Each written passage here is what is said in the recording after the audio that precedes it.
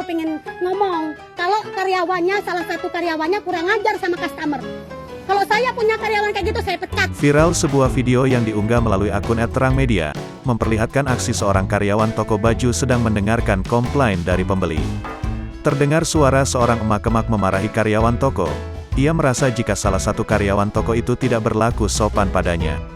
Merasa tak dihargai, emak-emak tersebut pun meminta salah satu karyawan toko tersebut menyampaikan keluhannya kepada sang pemilik toko. Bahkan ia menyebut karyawan toko itu harus dipecat. Sontak kemarahan ibu-ibu dikomentari balik oleh netizen untuk melawannya. Belanja di ruko aja lagu-laguan pengen dihormatin lu, komentar netizen.